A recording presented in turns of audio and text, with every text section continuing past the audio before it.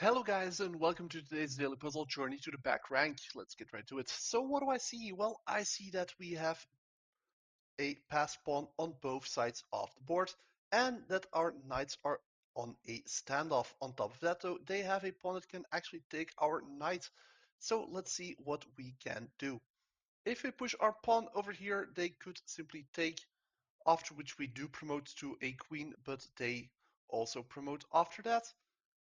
And that would be more or less an equal position. However, they would be ahead a knight against us with the king-queen combination.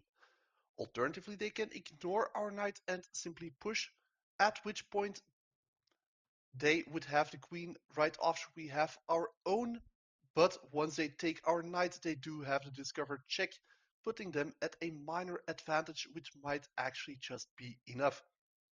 But on the other hand, if we actually use our knight to take their knight, we also attack that pawn, meaning that they have to move it, and after they move that pawn, we can actually slide over our knight once more to give a check, which gains us the tempo and actual control of the game, especially because after the check our knight can slide over, covering the promotion square of the pawn, meaning that we do have enough time to promote our own pawn. However, if we use our knight to take their knight and they use their king to take, then we actually come in a slightly different position because then we can push our pawn, they push theirs, we push ours with check on that square, meaning that we actually have total control of the game at that point. So this seems like the strongest move to do because if they don't take, then we actually threaten to take their pawn, meaning that they are forced to advance that pawn.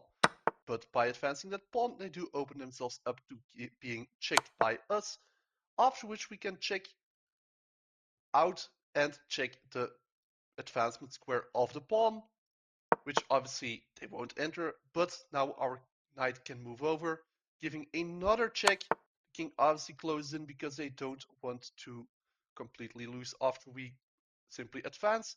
But now if they want to take our knight, we can simply allow them to do so because by the time they have moved their king over again and advanced the pawn, we will have promoted our pawn long already. So here we go, we advance the pawn, they take our knight, but we simply advance some more and promote to a queen. There we go. Thanks for watching. Please leave a like, subscribe, and hopefully see you next time. Bye.